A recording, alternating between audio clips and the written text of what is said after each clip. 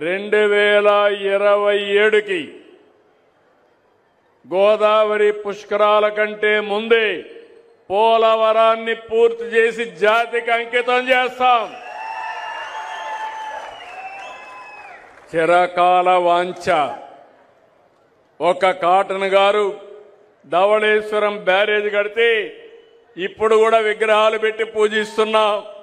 అలాంటిది రాష్ట్రానికి వెన్నెముక అయినటువంటి పోలవరాన్ని పూర్తి చేసి జాతికి అంకితం చేస్తాం. ఇదొక పెద్ద గేమ్ చేంజర్ అవుతుంది. ఈస్ట్ గోదావరి, వెస్ట్ గోదావరి పాత జిల్లాల్లో నీటి ఎద్దడనే మాటే ఉండదు. అట్లనే అందరూ వరి పంటేస్తే కొనేవాడే ఉండడు. ఈ విషయం కూడా మీరు గుర్తుపెట్టుకోవాలి. ఒక పంట తప్పదు కాబట్టి వరేద్దాం, రెండో పంట మారద్దాం. మెట్ట ప్రాంతాల్లో ఆదాయం వచ్చే పంటలు వేసుకుందాం. తద్వారా మన జీవితాలను బాగు చేసుకునే విధంగా ముందుకు పోదామని చెప్పి కూడా నేను మీకు తెలియజేస్తున్నా. మీలో ఒక విషయం మీరు గుర్తుపెట్టుకోవాలి. పోలవరం పూర్తి కావాలి. నీళ్లు వస్తే పొలాలకు విలువ వస్తుంది. నీళ్లు లేకపోతే పొలాలకు విలువ ఉండదు. ఒకప్పుడు ఇక్కడ నీళ్లు ఉండేటివి కాదు. ఆ రోజు ఇబ్బందులు పడ్డాం. తర్వాత పామాయిల్ వేసాం. ఈరోజు మీరు చూస్తే డెల్టా కంటే మెట్ట ప్రాంతంలోనే భూముల రేట్లు ఎక్కువ. అవునా కాదా అని మిమ్మల్ని అడుగుతున్నా. ఆదాయం కూడా ఎక్కువ. అది విజనకుండే ప్రభావం. అదే సమయంలో రేపు రాబోయే రోజుల్లో మీరు చూస్తే ఒకప్పుడు హైదరాబాద్ నేను చూశాను నా కళ్ళ ముందరని. జూబ్లీ హిల్స్ అనేది డెడ్ ఎండ్. ఆ పక్క ఏముండేది కాదు. గుట్టలు, రాళ్ళు, లేకుంటే కారు కూడా పోయేది కాదు. ఆ రోజు ఒక్క హైటెక్ సిటీతో ప్రారంభించాం. తర్వాత ఐటీకి ప్రాధాన్యత ఇచ్చాం. ప్రపంచాన్ని మొత్తం కంపెనీలు తీసుకొచ్చాం. చుట్టుపక్కల కావాల్సిన ఇన్ఫ్రాస్ట్రక్చర్ డెవలప్ చేశాం. ఈరోజు మీరు అక్కడ చూస్తే కోకాపేట ఒకప్పుడు 10,000 రూపాయలు ఎకరా ఉంటే ఇప్పుడు 170 కోట్లు, 160 కోట్లు ఎకరా అమ్ముతా ఉంది. అంటే అభివృద్ధి జరిగితే భూమికి రెక్కలు వస్తాయి. మనుషుల మేధాశక్తికి ఆదాయం పెరిగే పరిస్థితి వస్తుంది. అభివృద్ధి అనేది చాలా ముఖ్యం. ఈ విషయం కూడా మీరు గుర్తుపెట్టుకోవాల్సిన అవసరం ఉంది. తెలంగాణ ప్రభుత్వం 10 ఎకరాలు అమ్మితే 1355 కోట్లు వచ్చింది. ఇది మీరందరూ గుర్తుపెట్టుకోవాల్సింది. ఇలాంటివన్నీ కూడా జరిగే అవకాశం వస్తుంది. నేను అనంతపూర్ బాగా వెనుకబడిన జిల్లా, కరువు జిల్లా, ఎడారిగా మారిపోతున్నారు. మారిపోయే సూచనలు వచ్చాయి. రాయదుర్గంలో ఎడారిగా మారకుండా ఉండడానికి నేను ఆ రోజు డబ్బులు ఖర్చు పెట్టి కొంత కాపాడే ప్రయత్నం చేశాం. నా కళ్ళ ముందరిని ఆ జిల్లాను చూశాను. ఒకప్పుడు నీళ్లు లేక కరువు వస్తే వేరే ప్రాంతాల నుంచి నీళ్లు కూడా తీసుకుపోయి అక్కడ పశువులను కాపాడుకున్నాం.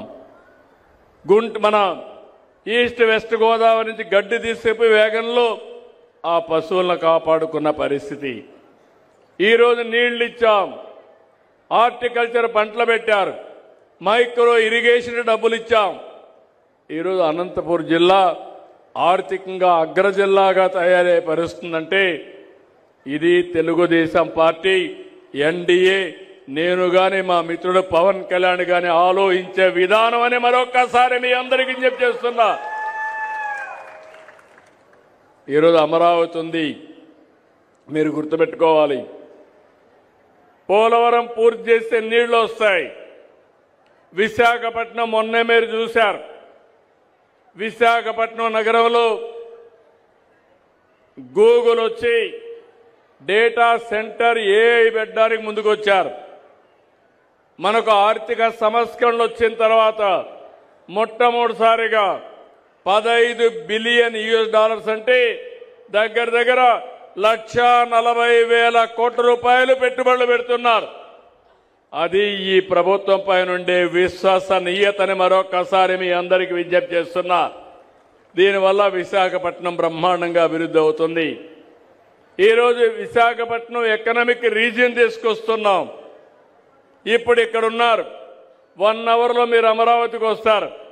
భవిష్యత్తులో వెస్ట్ గోదావరి పాత్ జిల్లా నుంచి నేరుగా ప్రకాశం జిల్లా వరకు అమరావతి ఎకనామిక్ రీజియన్ పెడుతున్నాం. నెల్లూరు నుంచి కర్నూలు వరకు తిరుపతి ఎకనామిక్ రీజియన్ ఒకటి ఏర్పాటు చేస్తాం. అమరావతి పనులన్నీ ముమ్మరంగా జరుగుతున్నాయి.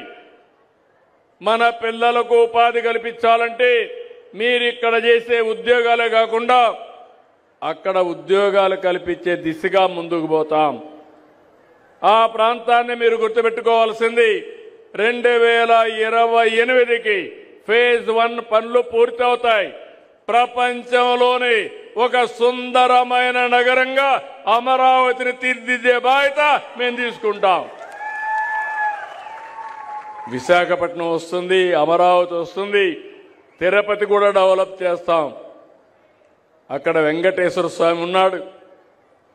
వెంకటేశ్వర స్వామి పేరు చెప్తే ప్రపంచంలో ఉండే హిందూస్ అంతా తిరుపతికి వచ్చే పరిస్థితికి వస్తారు. దాన్ని కూడా డెవలప్ చేస్తాం. కానీ మీరు పదే పదే మా మిత్రుడు పవన్ కళ్యాణ్ గారు చెప్తా ఉంటారు, రాబోయే 15 సంవత్సరాలు ఎన్డీఏ ప్రభుత్వం ఈ రాష్ట్రంలో ఉండాలనేది ఒక ఆకాంక్ష. ఈ ఆకాంక్ష అంటే దేనికోసం మీరు ఆలోచిస్తే 9 సంవత్సరాలు నేను ముఖ్యమంత్రిగా 95 నుంచి 2004 వరకు ఉన్నాను. అప్పుడే ఆ పనులన్నీ అయినాయి. తర్వాత వచ్చిన వాళ్ళు చెడగొట్టలేదు. అదే కంటిన్యూయింగ్గా పైకి వెళ్ళేది కానీ చెడగొట్టలేదు. హైదరాబాద్ ఆ స్థాయికి వచ్చింది. మీరు చూడండి, ఇదే యంత్రాంగం, ప్రభుత్వ యంత్రాంగం, ఇదే రాష్ట్రం 5 సంవత్సరాలు ఈ రాష్ట్రంలో అభివృద్ధి జరిగిందా అని మిమ్మల్ని అడుగుతున్నా. జరిగిందా తమ్ముళ్ళు అని మిమ్మల్ని అడుగుతున్నా. ఆ 5 ఏళ్లకు ఈ 18 నెలలకు తేడా కనపడుస్తా ఉందా లేదా మీకు అని అడుగుతున్నా. కనపడుస్తుందని చేలు పైకెత్తండి. అదే ఆ రోజుటికి ఈ రోజుటికి చూపించిన చొరవ. అదే గాని ఈరోజు రోడ్లున్నాయి. అందరూ ఇక్కడ మిత్రులందరూ చెప్పారు, రోడ్ల విషయంలో మీరు చూస్తే చాలా సమస్యలున్నాయి. కడాన గుంతలు పడితే మట్టి కూడా పూడ్చలా.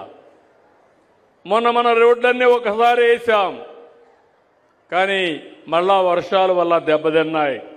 మీ అందరికీ హామీ ఇస్తున్నా, జనవరి లోపల ఎట్టి పరిస్థితిలో కూడా రోడ్లన్నీ, పాట్ హోల్స్ అన్ని పూర్తి చేసే బాధ్యత ఈ ప్రభుత్వానిది.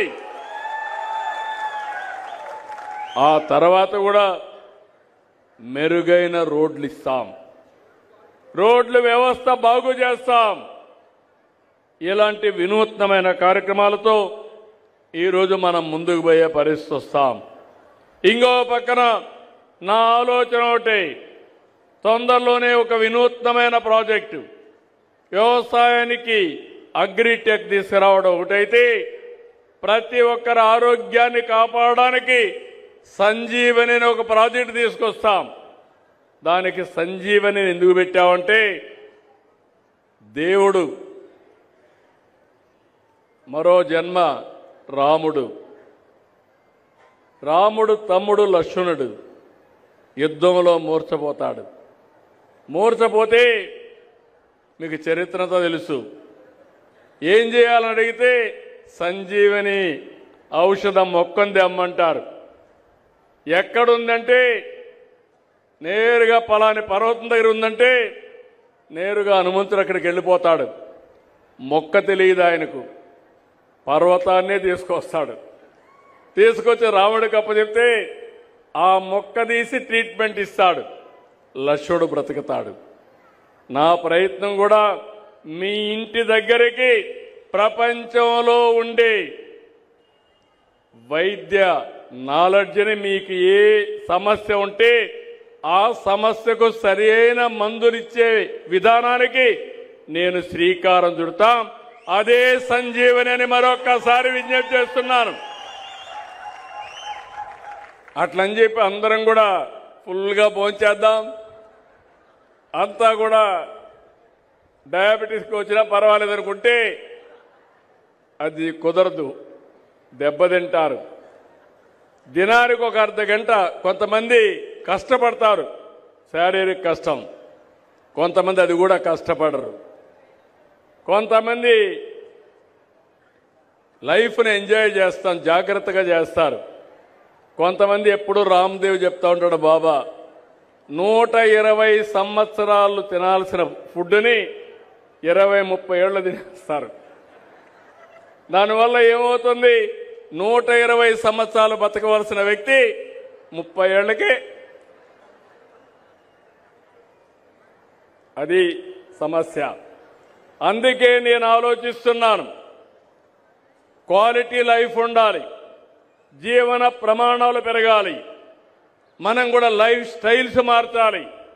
నేను చాలామందిని చూస్తూ ఉంటాను, కొంతమంది తాగి తాగి అడిక్ట్ అయిపోతూ ఉంటారు, కొంతమంది గంజాయికి బానిసలు అయిపోతూ ఉంటారు. మొన్న ఇటీవల కాలంలో చాలా చేశారు. గంజాయి వస్తే కనీసం ఒక్క రివ్యూ మీటింగ్ పెట్టలేదు, దానివల్ల అందరికీ అలవాటు అయిపోయింది. ఇటీవల కాలంలో మీరు చూస్తున్నారు, ఆడవాళ్ళు కూడా గంజాయి అమ్మే పరిస్థితికి వచ్చి ఇప్పుడు లేడీ డాన్స్ తయారైపోయే పరిస్థితికి వచ్చారు రాష్ట్రంలో. ఆ వైఎస్ఆర్ కాంగ్రెస్ పార్టీలో ఎంత ప్రమాదం అంటే, బాబాయిని చంపడానికి ఆ రోజు పైన చేశారని నేను పదే పదే చెప్పాను. కానీ ఊరికొక మహిళలు కూడా నేరస్తులుగా తయారు చేసే పరిస్థితికి వచ్చారు. ఈరోజు ఒకసారి చూస్తే నేను ఆనందపడ్డాను. 95-96లో ఎయిడ్స్ వచ్చింది.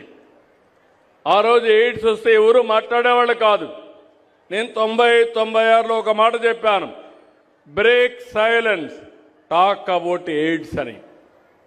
ఎయిడ్స్ ఎందుకు వస్తుందంటే సెక్స్ వల్ల వస్తుంది. అలాంటప్పుడు మీరు జాగ్రత్తగా లేకపోతే బలైపోతారని ఆ రోజు నేను చెప్పాను. ఆ రోజు ఎక్కడ ఎక్కువ వచ్చిందంటే నేషనల్ హైవేస్లో ఈ డ్రైవర్లు వీళ్ళంతా కూడా ఈ బ్యాడ్ బిహేవియర్ వచ్చి చాలామంది స్ప్రెడ్ చేసే పరిస్థితికి వచ్చారు. నేను ఆ రోజు ఇంకొక మాట కూడా మాట్లాడాను, మీ పిల్లలకి ఇంట్లో మాట్లాడమని చెప్పాను. తల్లి కానీ తండ్రి కానీ పిల్లల బిహేవియర్ మారాలంటే మీరు ఈ విషయాలు రహస్యాలని చెప్పి మాట్లాడకుండా ఉండద్దండి, చర్చ చేయమని చెప్పాను. ఈరోజు చూస్తే ఆ రోజు నేను చేసిన పనికి భారతదేశంలో ఎయిడ్స్ తక్కువ ఉండే రాష్ట్రం, బ్రహ్మాండంగా జయప్రదమైన రాష్ట్రం మన ఆంధ్రప్రదేశ్ రాష్ట్రం అని మీ అందరికీ తెలియజేస్తున్నా. నేను ఆ రోజు ఒక మాట చెప్పాను, ఈ రాష్ట్రంలో ముఠాలు ఉండడానికి వీలు లేదు. రాయలసీమలో ముఠాలున్నాయి, ముఠాల పైన ఉక్కుపాదం పెట్టాను. ఈరోజు రాయలసీమలో ముఠాలు లేవు, కానీ నేరాలున్నాయి. బాబాయిని గొడ్డలి వేటితో లేపేసి దాన్ని వేరే వాళ్ళ మీద వేసే నేరాలున్నాయి. అదే మరిగా హైదరాబాద్లో మత కలహాలుండేటివి, మత విధ్వంసాలుండేటివి, కర్ఫ్యూలుండేటివి.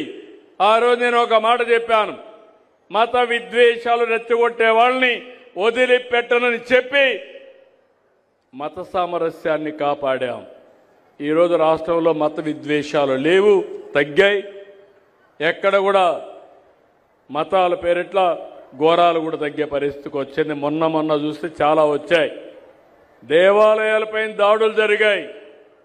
ఈరోజు నేను అడుగుతున్నా, ఎవడైనా సరే సాహసం చేసి దేవాలయాలు కానీ ప్రార్థనాలయాలపైకి వస్తే అదే మీకు చివరి రోజున మరొక్కసారి హెచ్చరిస్తున్నా. ఆ రోజు తీవ్రవాదుల సమస్య నేను చెప్పాను, ఈ సమస్య కూడా కరెక్ట్ కాదు, దీనివల్ల అభివృద్ధి ఆగిపోతుందని చెప్పాం. దానిపైన నా మీదనే దాడి చేశారు. తిరుపతిలో సాక్షాత్తు వెంకటేశ్వర స్వామి నన్ను కాపాడాడు. ఈరోజు ఆ సమస్య కూడా పరిష్కారం అయ్యే పరిస్థితికి వచ్చింది. అంటే మనం ఒక మంచి సంకల్పంతో ముందుకు పోతే, కొంత సమయానికి మనం పనిచేస్తే అది సాధ్యం. నేను అందుకే ఈ మీటింగ్ ద్వారా మీ అందరికీ విజ్ఞప్తి చేస్తున్నా, నరేంద్ర మోడీ గారు సమర్థవంతమైన నాయకత్వాన్ని కేంద్రంలో ఇస్తున్నారు. 2047కి వికసిత్ భారత్ ద్వారా ప్రపంచానికి ఒక అగ్రదేశంగా, నెంబర్ 1 దేశంగా భారతదేశం తయారవుతుంది. అదే సమయంలో ఇక్కడుండే ఎన్డీఏ ప్రభుత్వం స్వర్ణాంధ్ర 2047 తయారు చేస్తున్నాం. నిర్దిష్టమైన లక్ష్యాలు ఇచ్చాం. ఈ ప్రభుత్వం 5 ఏళ్లలో మీ తలసరి ఆదాయాన్ని 2 చేస్తాం. ఈ విధంగా చేసుకుంటూ పోతే 2047కి తలసరి ఆదాయం 55 లక్షల రూపాయలు ఉంటుంది. ఇప్పుడు 3 లక్షల నుంచి 55 లక్షలు చేసే బాధ్యత తీసుకుంటామని కూడా మీకు తెలియజేస్తున్నా. నా ఆలోచన ఒకటి, అందరు పేదరికం పోవాలి, ఆర్థిక అసమానతలు తగ్గాలి, అందరికీ మెరుగైన జీవన ప్రమాణాలు రావాలి. అందుకే P4 తీసుకొచ్చాం. అది ఏ విధంగా అమలవుతుందో ఇప్పుడే మీతో మాట్లాడతాను. ఇక్కడికి వచ్చినప్పుడు ఎమ్మెల్యే ఇక్కడుండి ఆంజనేయులు గారు చెప్పినట్టు నారాయణపురం ఇంటర్ కాలేజీ రిపేర్లు అవన్నీ ఉన్నాయి, దాన్ని రివైవ్ చేయాలన్నారు. రెండోది, నిడమర్లో సిహెచ్సి ఒక హాస్పిటల్ కావాలని కోరారు. మూడోది, గణపవరం బీసీ హాస్టల్ బాగా డ్యామేజ్ అయింది, ఆ రిపేర్లు కావాలని చెప్పి అడిగారు. నల్లజర్ల టు లక్ష్మీపురం రోడ్డు కావాలని చెప్పి అడిగారు. ఇంకో పక్క పామాయిల్లో ఎల్టీ లైన్స్ అన్ని కూడా పక్కన వేసుకోవడానికి 25% వేస్తున్నారు. అట్లా కాకుండా 2-3% కావాలని చెప్పి అడిగారు. ఇవన్నీ చేసే బాధ్యత ఈ ప్రభుత్వం తీసుకుంటాం. ఇప్పుడే కలెక్టర్ గారికి ఆదేశాలు ఇస్తున్నా, ఎస్టిమేట్స్ కూడా తయారు చేసి పంపించమని కోరుతున్నా. ఏలూరు నుంచి జంగారెడ్డిగూడెం నేషనల్ హైవే కోరారు, అది కూడా రికమెండ్ చేస్తా. అదే మరి మహేష్ కూడా పనిచేసి దాన్ని కూడా సాధిస్తారని చెప్పి కూడా నేను మీకు తెలియజేసుకుంటూ, మరొక్కసారి ఇక్కడికి వచ్చినప్పుడు మీరు చూపించిన అభిమానం చూస్తున్నా. మీరు ఎంత ఆనందంగా ఉన్నారంటే, ఎన్డీఏ నాయకులు మేము ఎవరు వచ్చినా నవ్వు ముఖంతో మీ ఇంట్లో మీ కుటుంబ సభ్యుడు వస్తే ఎంత ఆనందంగా స్వాగతం పలుకుతారో అంత ఆనందంగా స్వాగతం పలుకుతున్నారు. అది చూసినప్పుడు నాకు అనిపిస్తుంది, దీనికంటే మాకేం కావాలని ఆలోచిస్తున్నా. అందుకే కష్టపడుతున్నాం. ఎప్పుడు కూడా ఇష్టపడి కష్టపడితే విసుగుండదు. కానీ కొంతమంది నటన చేసి కష్టపడితే అది నటనకే పరిమితం అవుతుంది. అందుకే మీకు హామీ ఇస్తున్నాం, మేము కష్టపడేది రాష్ట్రానికి. ఎన్ని ఇబ్బందులున్నా ఈ రాష్ట్ర ప్రయోజనాలు కాపాడుతాం, మిమ్మల్ని అన్ని విధాలు ఆదుకుంటాం. అల్టిమేట్గా 2047కి ప్రపంచంలోనే తెలుగు జాతి అగ్రజాతిగా తయారవుతుంది. ఆంధ్రప్రదేశ్ రాష్ట్రం దేశానికి నెంబర్ 1గా చేసే బాధ్యత మాది.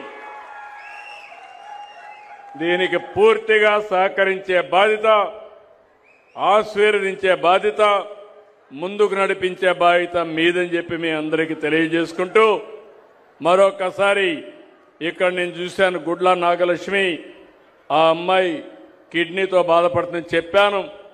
అలాంటి కుటుంబాలు చూసినప్పుడు చాలా బాధేస్తుంది. సమస్య పరిష్కారం చేయడమే కాకుండా ఆ కుటుంబం అప్పుల పాలైంది. కలెక్టర్కి ఆదేశాలు ఇచ్చాను, టోటల్గా అప్పులన్నీ తీర్చే బాధ్యత ఈ ప్రభుత్వం తీసుకుంటాం. అదే సమయంలో ఇల్లు కూడా మధ్యలో ఆగిపోయింది, ఇల్లు కూడా పూర్తి చేయించే బాధ్యత తీసుకుంటాం. వాళ్ళ అబ్బాయి ఎంసీఏ చేస్తున్నాడు, టీసీఎస్లో పనిచేస్తున్నాడు. అతనికి కూడా మెరుగైన ఉద్యోగం ఇప్పించే బాధ్యత కూడా తీసుకుంటాం.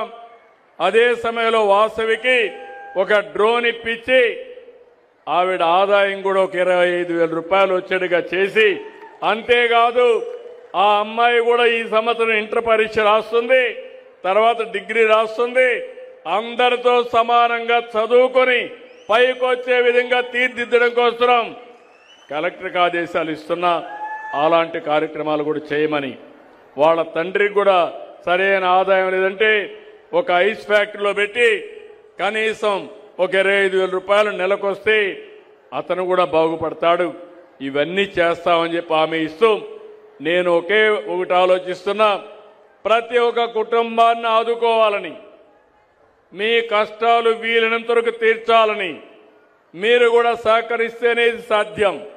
అట్లా కాకుండా మీరు సరిగా పనిచేయకుండా అన్నీ మీరు చూసుకోండి అంటే మేము ప్రయత్నం చేసినా అది అసాధ్యం అవుతుంది, అసంభవం అవుతుంది.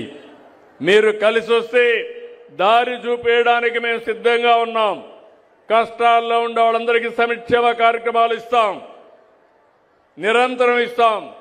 అదే సమయంలో మన ఆదాయాన్ని పెంచుకుంటే తప్ప సంక్షేమ కార్యక్రమాలు కొనసాగించలేం. ఈ విషయం కూడా మీరు గుర్తుపెట్టుకోవాల్సి కోరుకుంటూ, చాలా సంతోషం ఈ మీటింగ్లో మిమ్మల్ని చూస్తే చాలా ఆనందంగా ఉంది. ఇదే స్ఫూర్తితో ముందుకు పోదాం.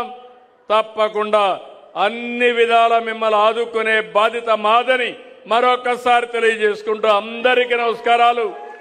జై హింద్, జై భారత్, జై తెలుగు తల్లి.